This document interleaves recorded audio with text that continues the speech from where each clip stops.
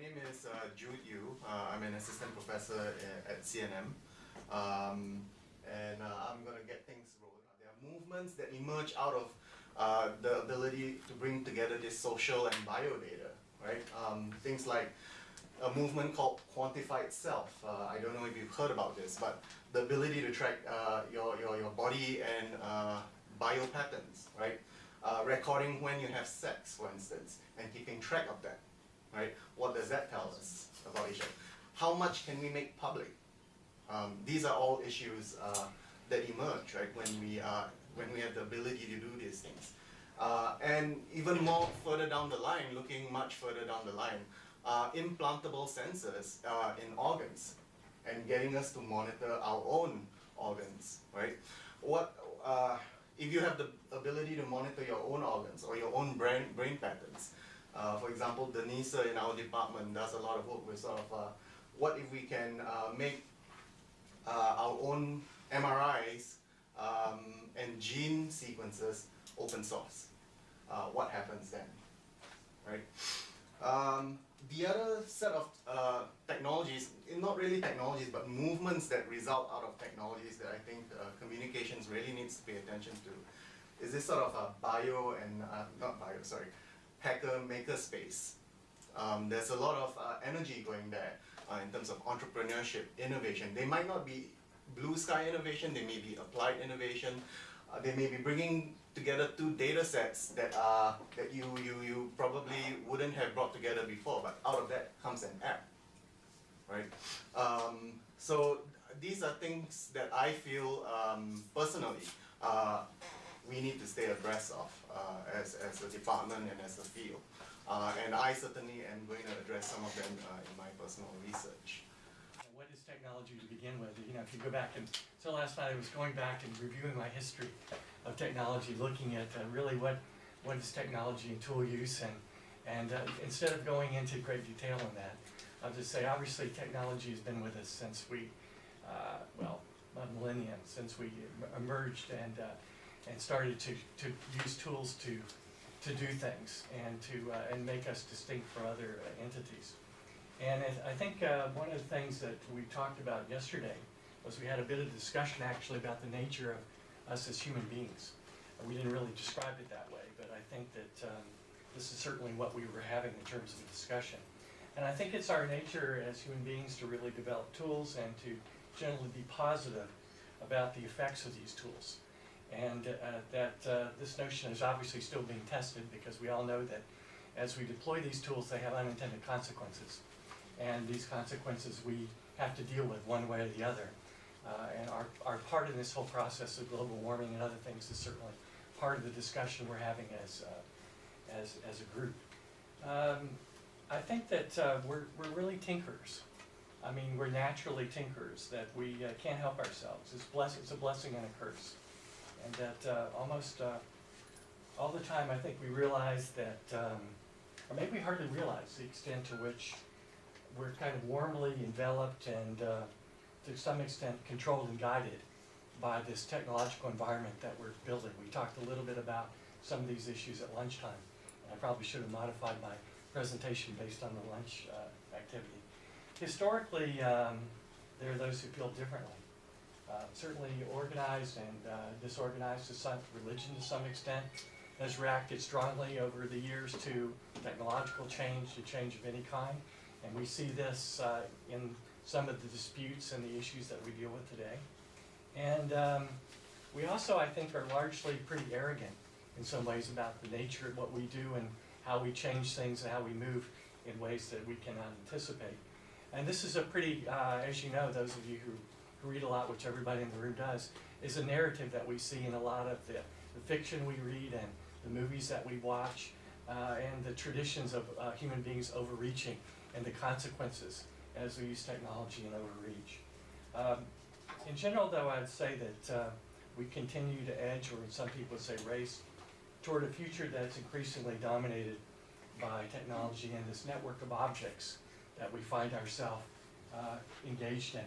We talked a little bit about embedded monitors, and of course the Internet of Things, and we are some of the things as human beings. We in fact, have these tracking devices with us and all sorts of things. So what I want to talk a little bit about is, and very briefly, have any clue what this is? And when I first saw this image, it's actually a photograph taken from a helicopter, fairly high up. You know, and it's not very clear, I know, because of the projector, but you really couldn't do much without it. First I saw this, I thought it was actually birds, flights of birds, because I knew it was taken in Sudan, South Sudan. But actually, these are tents. So this is, when my son was here yesterday, he was talking about South Sudan. These are our UN refugee tents, 115,000 people on the border of Sudan, South Sudan. And so when you think about technology, when you think about the context of emergencies, this is what it looks like. And a lot of times we as academics, I think, sort of view the world from 20,000 feet up. You know, we don't, and we see this and we're not, you know, we have it, oh, we can make sense of it and we talk about it and we write about it. But when you get down on the ground level, this is what you see. And you can see the tents back here, that's what those are. And you get a sense of what the environment's like and what the challenges are. And this was in July in South Sudan, about 20 miles from the border of Sudan.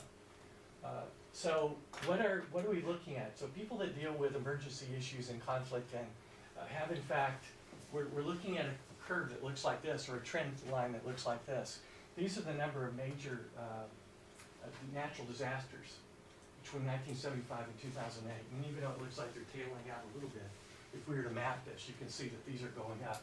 And in fact, we're dealing with these in a variety of ways, and we're using communication technology, quite frankly, in some very novel and interesting ways. And they range from, this is actually in Alabama. So for those of you, this would be, I believe it's Tuscaloosa, I don't think it's Joplin. So we have somebody in the room, I think, or, no, I guess he's not here. That's Alabama. So if you look at this, you have tornadoes, you have, this is South Sudan again. You have conditions on the ground when things range, because they always put these refugee camps in the worst possible places. That's just the way it works.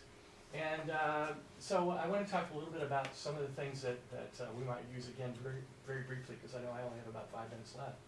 But these are too many words, but I'll make these available to Mohan. There are various stages in which people respond to disasters, different stages as you look at it.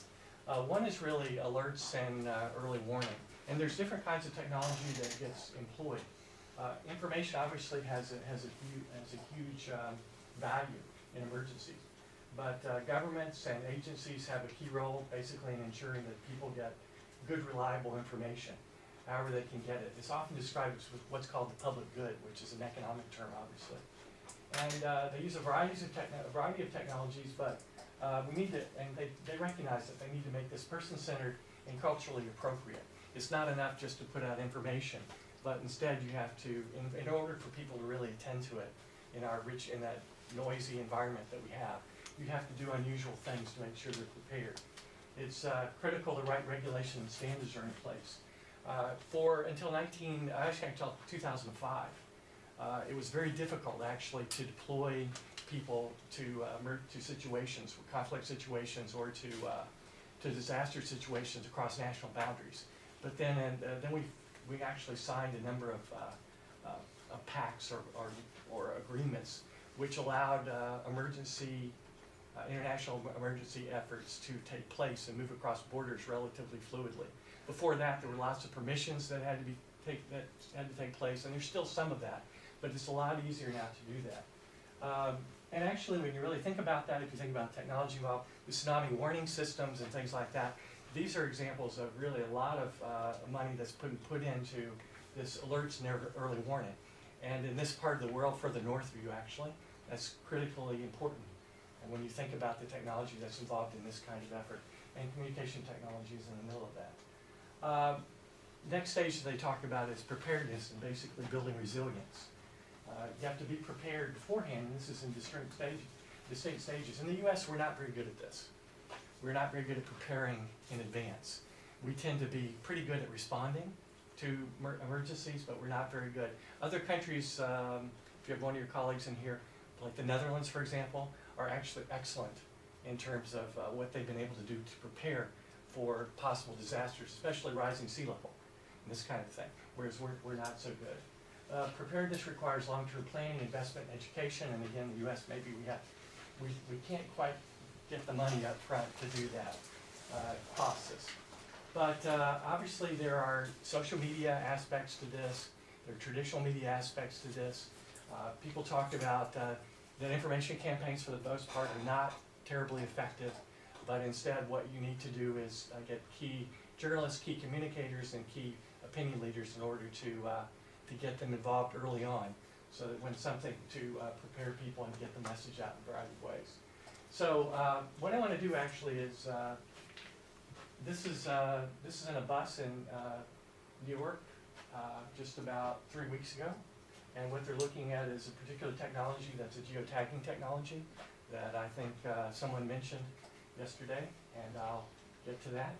And so you have another category, the next stage, which is response and coordination in emergencies. As I said, largely we're pretty good at in some ways. So if you want to see an example, I think of a technology, and this is a little bit hyped. The most interesting is how they're using technology to make their jobs more effective and make themselves more efficient while they're here. What we've been doing since the start is providing one, search and rescue initially. We were in the Office of Emergency Management, and then two, we've been facilitating. Funny name, remember this guy?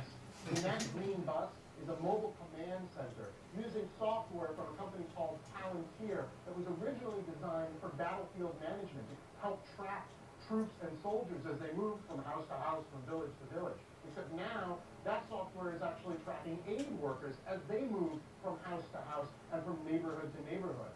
If you think about how this used to be, there was some similar technology out there that's been deployed for a couple of and years, you would send people out, maybe not quite and as good while as they were this. gone, you had no idea what was happening. Now you have two-way communication. Aid workers have smartphones, the command center has laptops, they can send text, images, and mapping locations so everybody knows where everybody is at all times. It's a tremendous force multiplier for a team like this, but it's not the only thing that they're using here that is sort of from the 21st century. There's equipment that's been donated from companies like Goal Zero, who have provided solar-powered batteries. So you unfold a solar panel, you let it soak in all the sun, it goes into a big portable battery, and that's something you can then take around and use to power up a cell phone, a computer, a lamp, and you can daisy chain this all together to provide more power for bigger items. And then there are other items like Goal Zero has portable refrigerators, which can work off of those same solar-powered panels. That allows you to keep things like food and medicine at the right temperature, which is really important around here, given that, well, there's no electricity to speak of. It helps make this entire operation infinitely more efficient than it would have been 5 or 10 years ago. Most of the time within the situation like we saw, pencil and paper is about it. There are other things it takes a while to set up the communication infrastructure to access, but you use satellite phones, you use a variety of different things that we might talk about, and many of the things that you've been talking about are clearly in the future, but very, very close. So in post-crisis, and this is always a challenge, the faster that affected communities can be for emergency response and rebuilding, the better. And reconstruction basically is easier when suitable communications technology and infrastructure is in place. One of the advantages, or certainly an advantage to Sandy in terms of the location in the U.S. was that it was much denser, much closer to a lot of resources than, for example, Katrina. But if you look at this from a standpoint of, step back a little bit further, some people are saying that we'll be reading in the next few months that basically this is Katrina again, Katrina 2, because the devastation is so incredible and the challenge is so steep. But nevertheless, within a particular context, like this emergency and disaster relief, varieties of technology are utilized, and clearly there's some that were utilized in one sphere that can be adapted to others in good ways. It would have been way cooler if my CEO was here, because he's more the academic side, and he was actually at the forefront of CG. He started PDI in 1980 when probably the first computer he worked on is our iPhones are more powerful than that. So he started PDI in 1980, and when the term computer graphics was not even something that people understood. So at PDI, he went on to create a lot of the programming that a lot of people use today. PDI became DreamWorks Animation when Jeff Kaplan left Disney to want to start an animation studio that will rival them. So his technology is responsible for things that we know like Shrek, Madagascar. What is interesting about Cloudpic is what he saw towards the end of his tenure at DreamWorks. When he was at DreamWorks, he oversaw global productions and he traveled around the world and he saw a lot of talent. Also, being part of the big studio environment, he saw the challenges within the studio environment in terms of trying to get more content out there, in terms of trying to get more stories told. He saw how the internet changed the way we consume media, but it didn't change the way that we were producing content. And so what he saw was an availability of talent all over the world, but nothing to enable them to work together. And so his thesis was basically to create a platform where digital artists all over the world could securely share data and work on the data at the same time and manage data that way. So that's the genesis of Cloudpic, and this is hot off the oven. I think you guys are probably the first people outside Cloudpic to watch this video. Do we have to sign a release? It's just a quick intro because we talking about Sandy. We have servers in 3 different locations, and one of them is in New York. And because of Sandy, our beta release was actually postponed by 2 weeks. We're in a building on Wall Street. The servers are actually on the 16th floor, and they told us, oh no, don't worry about it and everything. But so the first email we got was, everything's going good, nothing should happen. The next email is, we have a generator, so even though there's no electricity, everything's good. A few hours later, we have a problem with our pump, so the generator's not gonna work. And then the next thing we heard was, we ran out of diesel, but we're gonna bring it in. And so it was. I mean, for us, the problem was very, very small in comparison to everyone else. But this is, I guess, what technology has to deal with in our 21st century. There will be other ways that will trump us all the time, I guess. So we released our beta at SIGGRAPH on Saturday.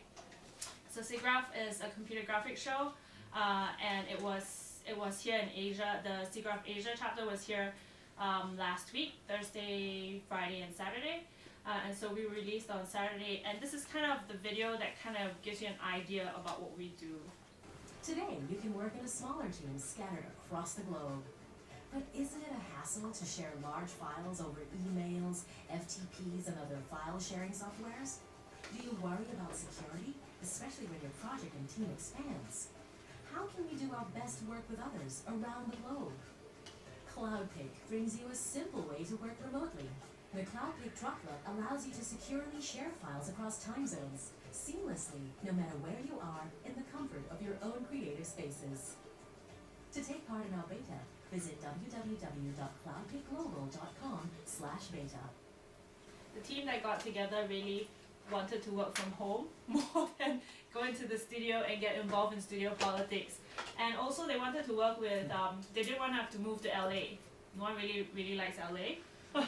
So everybody wanted to stay where they were to be able to work on the same project. So that's one of the reasons why we were working on this.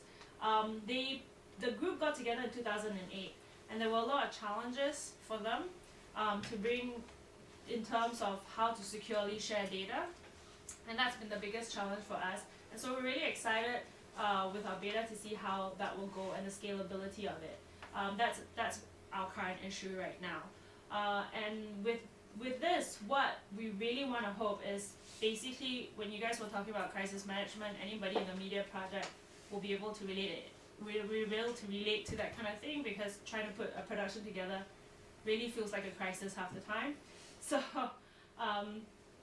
and sometimes the small films do it really successfully and the studios don't do it successfully, and we saw a lot of that. And that's what we're hoping with the droplet, to be able to try and leverage the strength of smaller projects with bigger projects, people with different experiences coming together, and more importantly, giving everyone a platform where it's easier to produce the content so that different stories can be told everywhere and not just studio stories.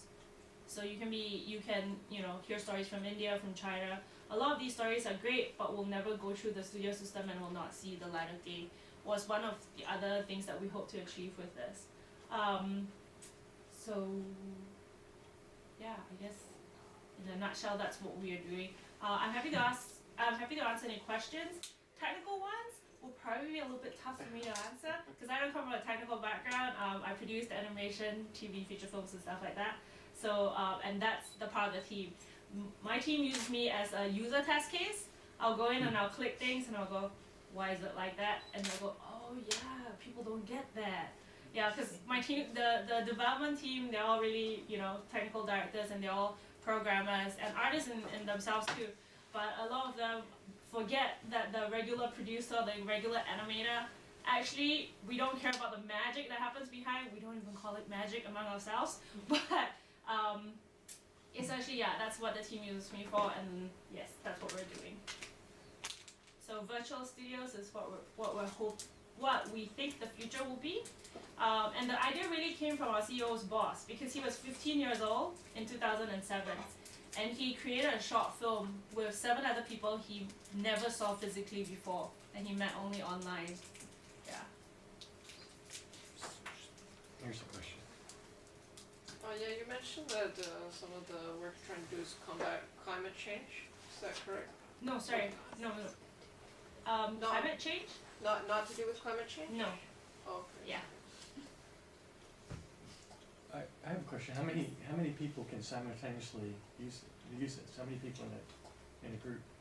As many as you want. Really? Yeah.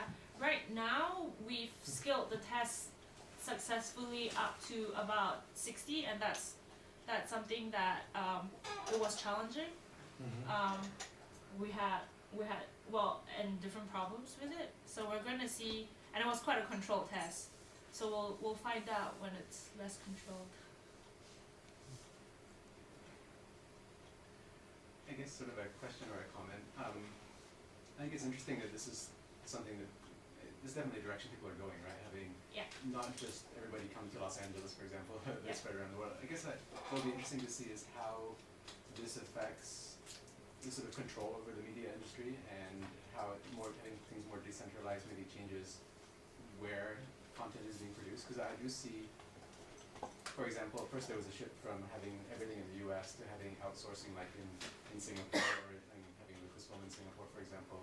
But now this seems to be maybe pushing it even further. I'm just wondering, are you thinking about having sort of satellite studios like Lucasfilm in Singapore, or are you thinking about, for example, there's a game company in Singapore, Boo's app, that has people everywhere in the world. I think only Alan Simonson is in Singapore. Exactly, yeah. So that's a totally decentralized virtual office. Correct. Is that the extent that you're thinking things are going to go eventually? So you have artists wherever they live, they can just sit at home and work with their studio mates who are everywhere in the world.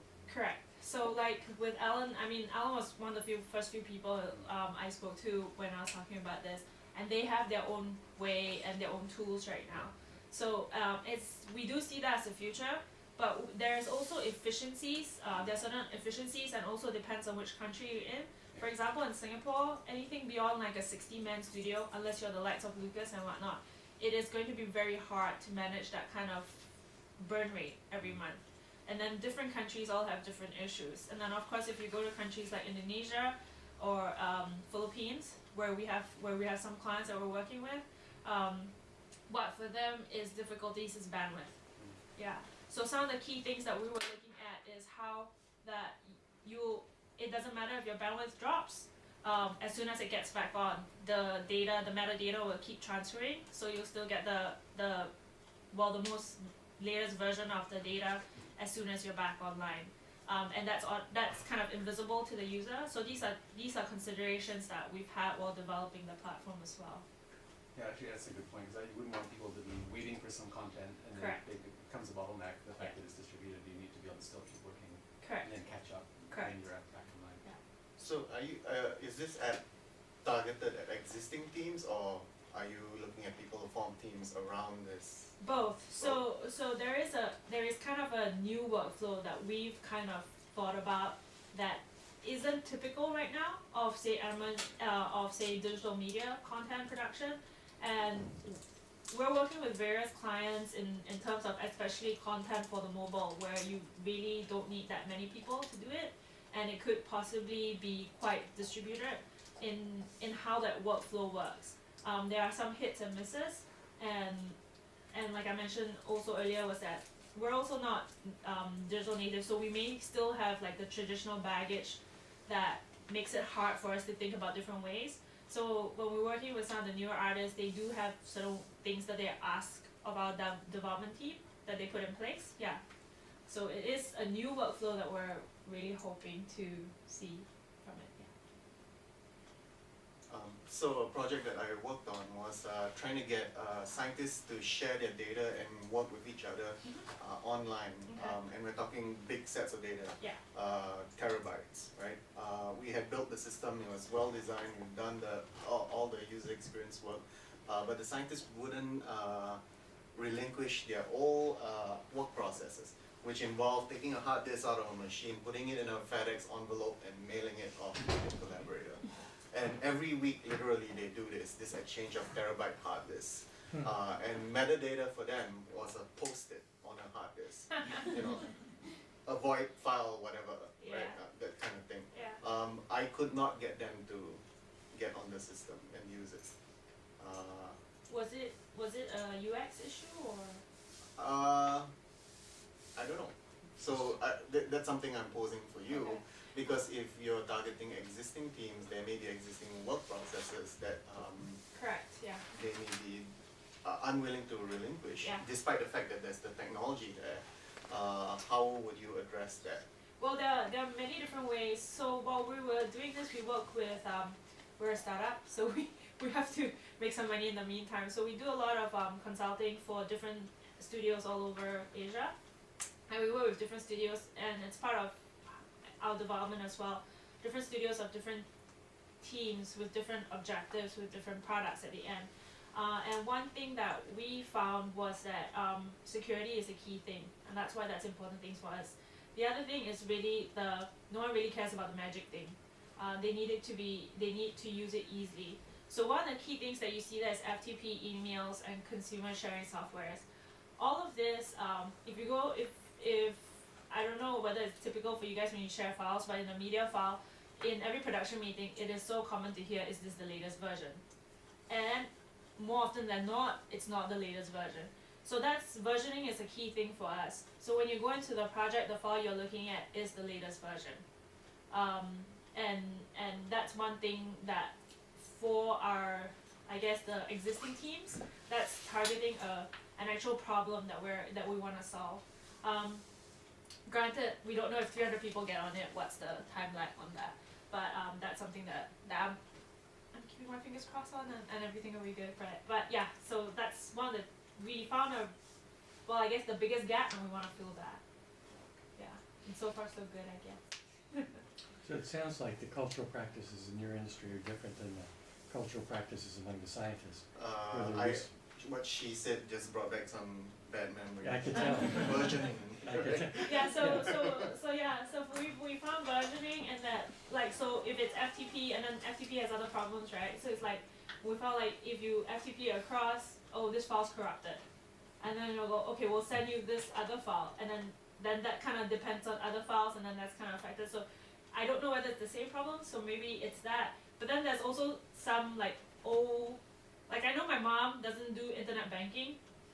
What I can show her how easy it is, she will not do it, because until she goes to the bank teller to get that slip that she's put in the money or whatever, she doesn't feel good. So that's an issue that I don't think we will be able to overcome if the team is really set locked. I don't want to work in a distributed workflow. I need all my animators in one location. Then our tool is definitely it's not built for such teams. But then we hope to show how efficient it would be to have a distributed workflow. Yeah. Okay. Yeah, I have one question about versioning. Just now you mentioned 60 users altogether. Yeah. So if 60 of them save at the same time, at the same second, Yeah. so what are you going to do with that? Well, the thing about the animation thing is that each asset doesn't usually have 60 people on the same file. So we haven't actually had that occurrence yet. So one asset is usually looked at maybe 2 to 3 people at the most. So that's something that's doable. And then when we're working with different time zones, it's not such huge of a problem. Yeah. I decided that I would simply reflect a little bit about where we have come you know, 1980, computer graphics, you said, was not even, you know. I started studying media effects in 1978. So computer graphics wasn't even a term that we applied at that point. And so I find myself now, over 30 years later, and I just thought I would reflect a little bit about what in the world is going on. What in the world is going on? Censoring platforms. I now have this on my phone. Maybe you can't see this close up. It's a color-coded digital timeline for various days in the month. I just got this. I added this to my device with hardly a thought. And what this is a time chart of the various activities for my first grandchild, who was born 2.5 months ago. I can look here I am in Singapore, and I can see when his diaper was last changed, when he last nursed, and so forth and so on.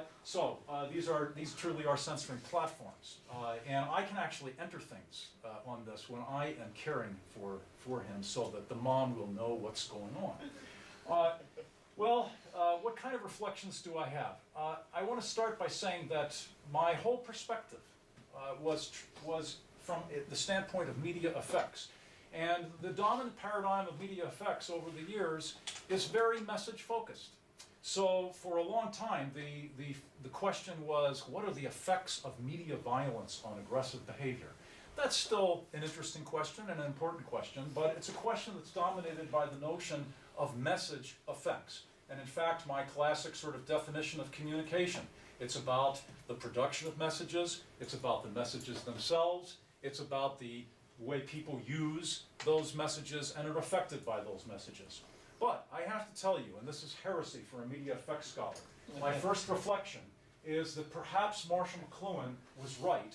The medium is the message. That is heresy for a media effects scholar. And in fact, in my textbook on media effects, my final chapter is a chapter on Marshall McLuhan. And half of the media effects community, when I send this book out for review, it's 4 editions now, every time it goes out for review, I'm not sure why this McLuhan chapter is here at the end. And, you know, the editor says, do you want to think about that? And I said, no, I've thought about it plenty. It's there and it's going to stay there, okay? The idea here is that we think of messages as the things that affect people. And I'm not here to tell you that messages are unimportant. I believe messages are important. But if you think about what McLuhan was trying to communicate with this point, it's when you think about the things that change human behavior. His idea was that the dominant medium, or the media, have changed our human behavior more than the sum total of the messages embedded in those media. So the fact that the media are here and are instantiated in the way that they are has done more to change our activities, restructuring virtually the way we do everything. So the way people are collaborating now on projects, restructuring the way we do politics, restructuring the way we do emergency. There's this week in The Economist, there's an article about actually doing a physical instantiation of the internet in terms of packet switching. It's called Matternet. Have you heard about this? Matternet, they're taking drones and actually sort of setting it up like the internet, where packets go to different stations, and the drones will actually go for 6-mile trips and be shuttling medicines and various things to disaster areas. So it's actually patterned after the internet. So this is one of my first reflections. I tell graduate students in mass communication to go back and read Marshall McLuhan. In fact, one of my sabbatical projects right now, before sabbatical ends, I'm trying to go down and make a list of quotations that Marshall McLuhan wrote in the 1960s, and then stack those up against observations from our present environment that really show that this guy, although, believe me, I don't understand him in all aspects, and he was a bit of a kook in some respects, okay? But I'm trying to mine him for what I think might be valuable. So that's my first reflection. I think there is some merit in thinking about the medium as the message. My second reflection that I've thought a lot about of late is the paradox of connectivity. So there is no question, and I like the way Howard talked about using media, we're tinkerers, and there are unintended effects. And I think one of the things that we are wrestling with right now are some of these unintended effects. There's a paradox here of connectivity. while we have embraced these portable platforms to connect, and the connectivity in Sandy with that technology is just absolutely brilliant and startlingly good in terms of serving the various needs. If the connectivity wasn't a good thing for us, we wouldn't be using it like we are. So there's clearly an upside. On the other hand, I'm also interested in reflecting on the paradox of that connectivity and the fact that simultaneously we may be experiencing some effects that we don't find all that pleasant.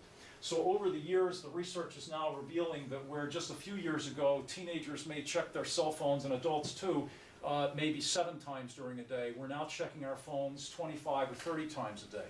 And at lunch we were talking about sort of the random reward payoff of this, which almost leads us to addiction. So it's somewhat like a slot machine. And I'm borrowing an idea here from a guy named Joe Kraus, who has a little video on YouTube that you ought to go watch. The notion is that most of the time when you check your email, there are things that you can just wipe your finger off and delete. They're totally unimportant, like a spin on the slot machine that yields nothing.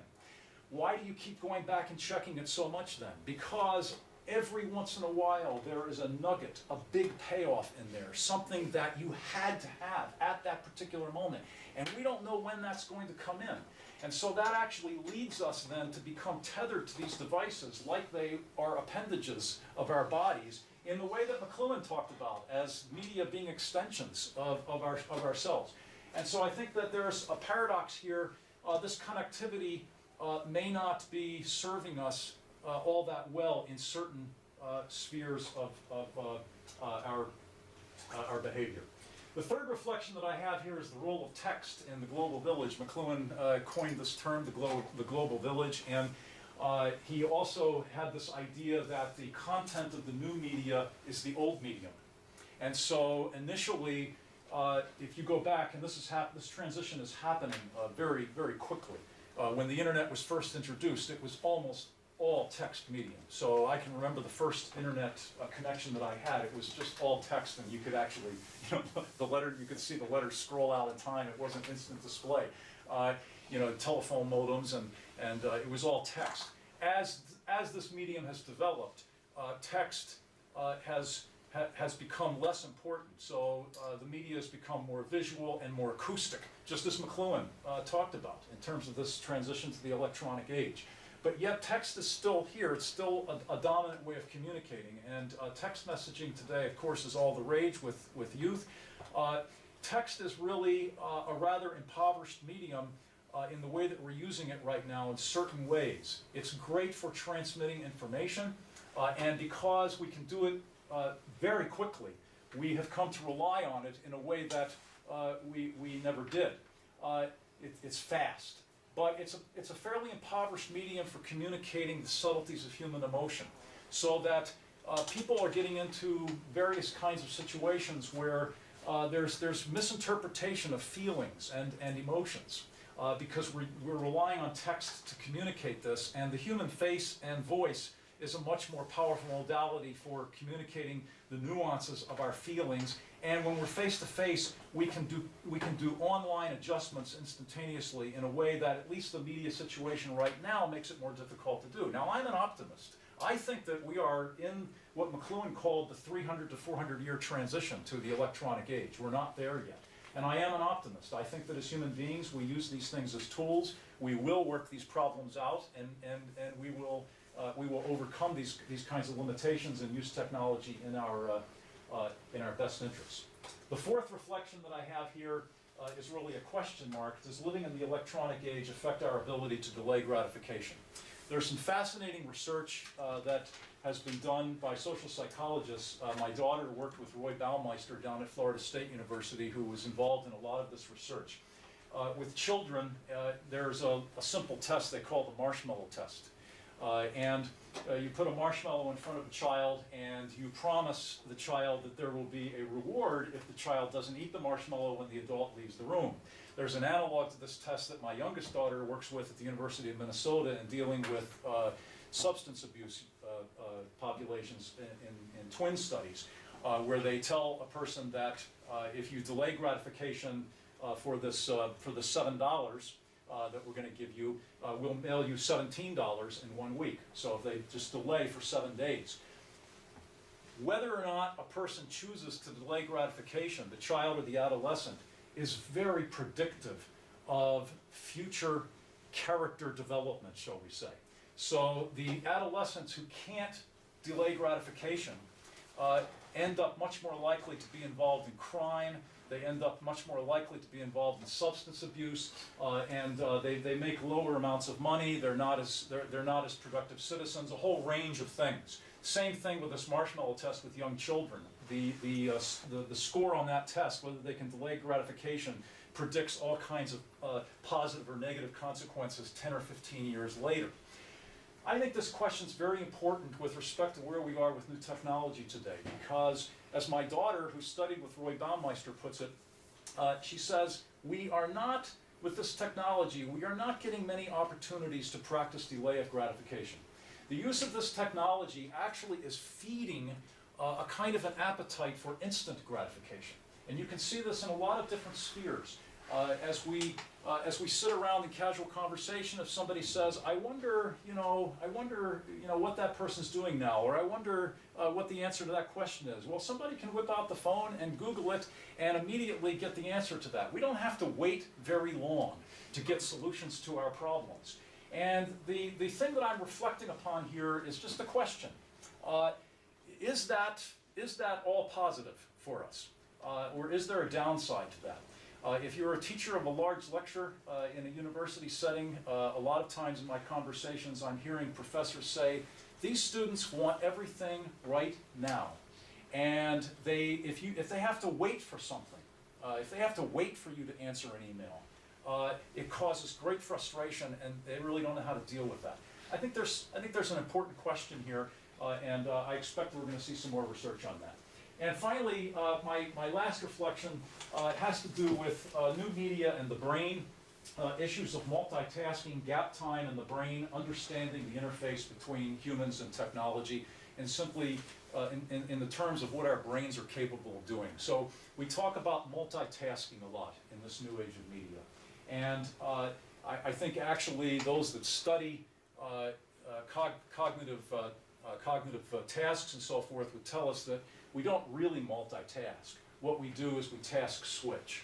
And so we're actually focusing our attention back and forth very quickly. We're not multitasking, we're just switching our attention from one to the other. If you practice switching your attention back and forth like that all the time, you actually are practicing focusing less on any one thing. And so what we really are doing more and more of is we're getting very good at not concentrating on any one thing for very long. There's some very interesting research right now that's suggesting that people, when they set up their media environments to do a task, they want to set up a multitasking environment where there's more than one medium at hand, because that's very emotionally gratifying. And it feels like it works better for you, right? Actually, what the research is showing is that it doesn't work better for you in terms of accomplishing the task. It takes you longer to do the task that you're primarily set on, and you don't do it nearly as efficiently. And so I'm worried about that kind of interface, the emotional gratifications that this media bring, and how our brain is actually working. The importance of gap time, the research shows that creative thinking requires maybe drawing back from all of this connectivity that we have and really being able to reflect. So a lot of people get good ideas in the shower.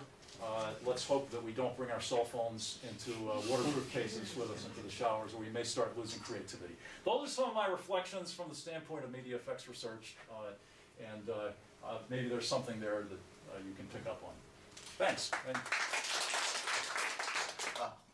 So the marshmallow test is about delayed gratification, but the new studies show that perhaps it's not about the delayed gratification of the child, but about the relationship of the child and the adult figure that presents the situation. So how the experiment is run is the adult will tell the child and says, here's a marshmallow, you can have this now, or I'm going to go out And when I come back in 15 minutes, I'll give you 2, right? So if you wait, when I come back, I'll give you 2, or you can have 1 now. So the test there is to see whether they have self-control and can delay their gratification. The recent research has shown that if that adult comes back, makes a promise of coming back with 2 marshmallows and comes back with none, and reneges on that promise, that results in decreasing levels of delayed gratification indicators in the experiment. So which leads me to reflect on media and technologies, as you have done with the marshmallow experiment, that perhaps what we're getting ourselves gratified with technology and instant gratification is it's about relationships, right? So if you think about Facebook, what are you checking all the time? Why are you checking your email, refreshing your email all the time? It's to get that message, right? It's about relationships that we are perhaps filling some void for. So this is me thinking off the cuff. Yeah, I think those are great thoughts. I have a real interest in the whole interface between media and relationships. I have a book that I wrote with a colleague called Refrigerator Rights, which really tries to explore what's happening in American culture with respect to our mobility as a culture and the way we use media and how that may be affecting close relationships. So I think something of what we see with social media is, for many people, not everybody certainly, but for many people, it is an attempt to gain intimacy that they don't have in their face-to-face networks. The research on close friendship shows that in the American population, over the past 25 or 30 years, adults report fewer and fewer close friends that have what we call in this book refrigerator rights relationships. That is, somebody can come into your house and open the refrigerator without asking. That's what we mean by that. So those kinds of friendships are decreasing, generally speaking. There's a whole host of data that shows that those relationships are critical for health outcomes in various domains. So these are not just things that feel good to us. They're really connected to our overall sense of well-being. The delay of gratification stuff. I think the marshmallow test, and I've read the studies that you're talking about. There's another genre of that research in with adolescents that doesn't use marshmallows but uses money. And you know, I just throw this out. It's not. I'm not saying that we have an I think you're onto something, because in HCI, you know, the early research in HCI was like, does technology make us more lonely, or are we more connected? These were some of the fundamental questions, and it turns out that we're not really more lonely. We're less alone than before actually, but the relationships we form may not be geographically bound. Right, I'm closer to someone right now in Michigan than I am to someone in Singapore, for instance. Yes. And that plays out in what you just said. Yeah, right? The initial study at Carnegie Mellon that got all the play with Robert Kraut, that the internet made us depressed and all of that turns out not to be the case. I mean, it's a much more nuanced picture. There are individual differences here. It depends upon our social networks, and so it's a very complicated sort of look at it. There's no easy generalization. And with what you're talking about, and also building off on this, I wonder if we can combine the discussion of how we're kind of train ourselves, self-trained ADD, attention deficit. And I wonder, and I'd like your opinion on this, but I wonder if that builds in what you were discussing on that task switching. I wonder if that builds in and affects what happens on our relationships.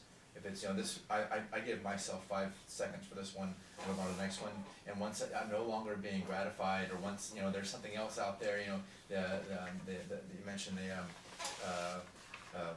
that gratification that can come spontaneously. I don't know what's going to come, you just keep going for it. I wonder if that influences our relationships.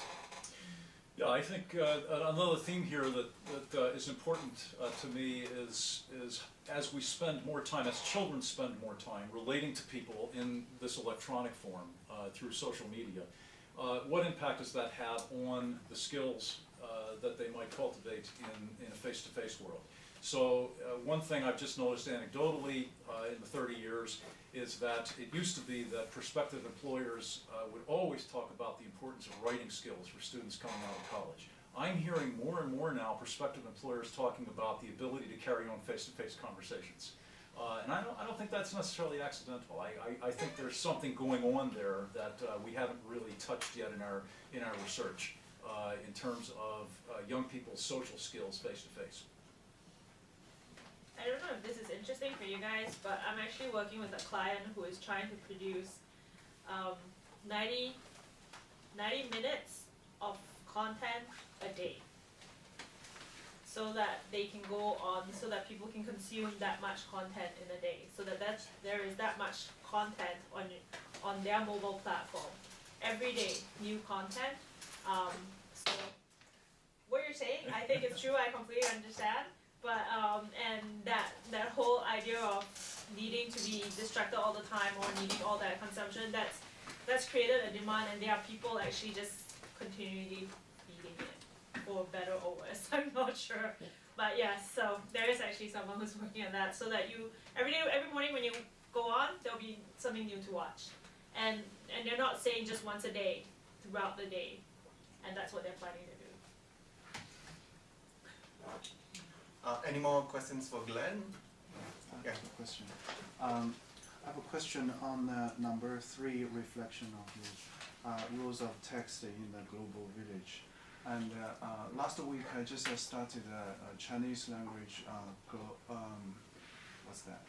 blog. Then the way I do it is that I wrote journals in traditional, pen and paper, and then use this camera to take the digital picture and put it online. So basically it's still online, but then it's mediated first in ink and paper, and then digital format. That kind of redundancy, I hope, will generate some kind of emotional kind of attachment with the peasant workers who are my research subjects in China when they have chance to go online to read my blog. And then my question to you is that, do you think that there will be some certain ways of blending of the very traditional media with the current technology, so that people's gratification can be also multi-layered? What is your... Yeah, I think that's a possibility. One thing I've learned in this business is that it's impossible to project where it's going exactly. If you look back at the history of people who have tried to anticipate where technology is going to go, what form it's going to take, and what's going to be the popular thing, it's almost always ridiculous failures of prognostication. So I don't know where it's going. I have no idea, but I'm trying to understand as much of it as I can and reflect on it. And I think that I like again what Howard said about tinkering. I think we're going to figure it out. I'm not a pessimist about this. There's no other time on the planet that I'd rather be alive than right now. So I'm very excited about it.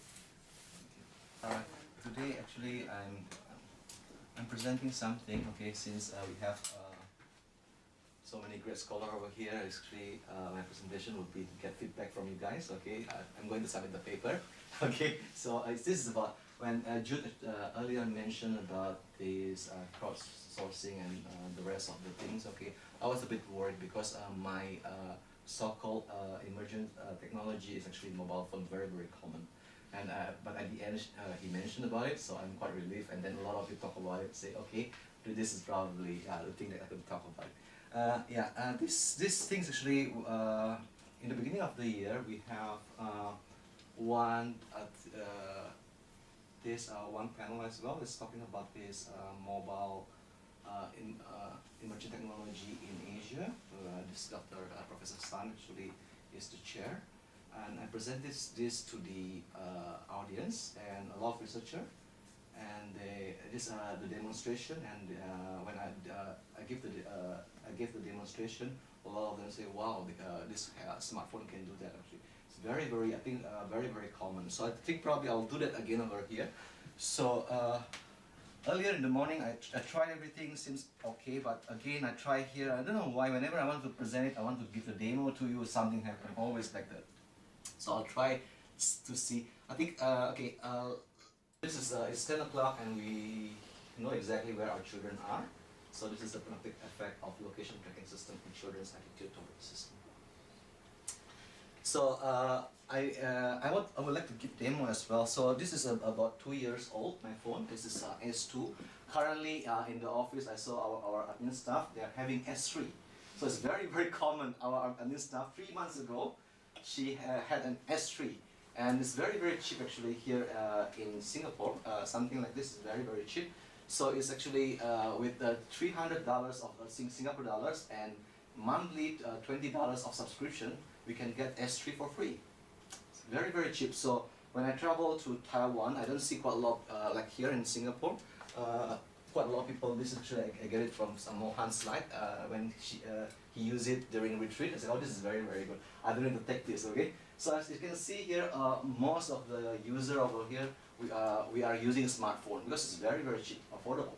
So according to statistics for Singapore, the adoption rate of this smartphone is the highest, even higher than South Korea.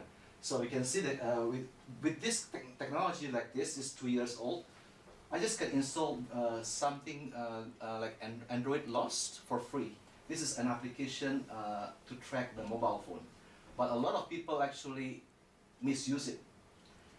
Misuse it for what purpose? Okay, maybe I just do this introduction about this first, okay? Maybe I just demo first probably, hopefully it's working properly. So here the Android Lost, I install it for free. After I install this one for free, so I could log in, and this is my device. And also this is my wife's device and a lot of devices. I have a lot of Android devices. So okay, talking about that, okay, actually I could track where's my wife. She could also do that. Say I'm in the US. This is why a lot of people are doing that, okay, for that purpose, okay, for the children, the monitoring, the spouse, doing this because it's free. And a lot of things you can get from doing this.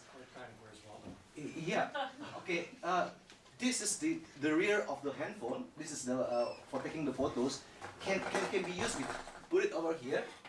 As I'm talking to you like this now, I'm holding it. Actually, I could take the picture. I control it here. I could say, hey, this is mobile. I want to take the rear camera. By doing this actually take the camera. So this is taking actually this now, okay? So we can get the picture over here. So you can see that there's no privacy. It's good and bad. Say I'm in the say like you have this tsunami last time in Aceh. So my wife want to know whether I'm safe. No need to call me. Just could just look at this, see the location where I am. So this is the GPS location. Can know where is the GPS location. Let me see. I think somewhere over here. Surrounding probably here, the basic one. Probably called the basic. Yeah, GPS. Send the location. And we can get quite a lot of things. In the morning, I try everything. It seems to be working, but I don't know what happened now. Okay. Yeah, something I don't know. Let's try my wife one probably. Okay. You sure you want to do that? Okay. As long as you know. Okay. So here, yeah. So I have a lot of devices over here. So this is a free application. What I'm talking all here. This is free application. So when I'm holding this like this, okay, when I talk to you, when I present it, okay, I could record whatever I'm talking. My wife in the office meeting, I could record, I could hear it. The SMS that I have, for example, the SMS falls here. Yeah, everything. Today it's working properly. I don't know, I'm not very sure why. Whenever I want to present it to all you guys, something probably some delay or something. But just to let you know, this is the thing that actually I'm currently working at. So okay. Yeah, I would like, as I mentioned today, I would like to get your comments on currently my paper. Yeah, the comments from these reviewers actually mentioned about the sample size. So this is actually let me see. Okay. So this is more wordy than yours. Yeah. So circular phones have been used by parents to communicate with, monitor and request. So previous study have shown that duration, nature, and frequency of call actually may relate to parental knowledge. This is talking about parental knowledge. So with the advance of communication technology, cell phone can help parents to track the location. This is how I show it to you, because most of the children here, they have a smartphone anyway. So even with calling them, so many telecommunications like this in UK, Child Locator provides the service to locate the children. Family Locator, this is Verizon Wireless, also allow this and then to do that, and Safe and Sound. This is all paid, okay? And Guardian Angel. So this is actually this is interesting. So actually can create the virtual slash which will cause beeping of the device if the child travels beyond the security zone. So this is all paid. But what I'm talking about actually something that we don't need to pay. As long as we have internet connection, okay, we can actually know and get a lot of things. Very rich data, like pictures, just now, like voice and everything. Okay, so this is used for actually designed for finding lost phones, but actually being misused. Just you can see, it's not really being misused; it's used for something else. Okay, so and this is actually besides tracking the. Just now, I think I showed it to you, so I think I would skip this. Okay, so location tracking does complement parental monitoring, defined as a set of correlated parenting behaviors involve attention and tracking of the child whereabout activities and adaptation. So this is actually previous research showed that. Okay. So the theoretical background of this study is actually based on panopticon. So this is actually a lot of us very familiar, but with this actually was a personal circular construction in which all the cells face inward toward the center of the circle. So this is actually the center was a single guard tower.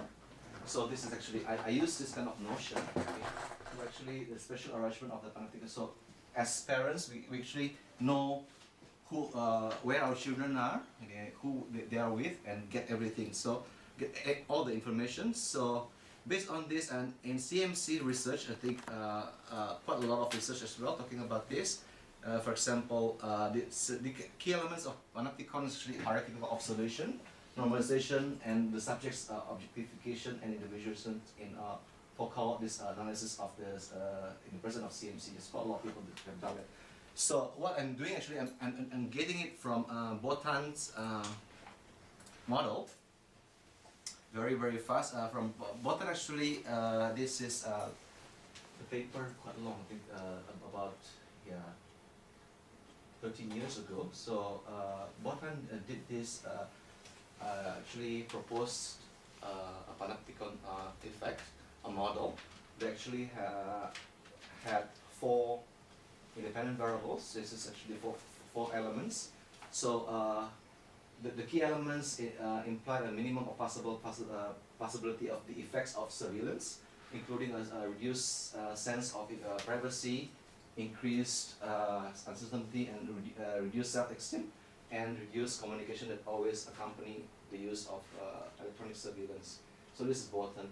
So as you can see here, what I'm trying to do actually, I'm trying to get the framework from Botan's and then to apply it to the parental monitoring literature, this children literature.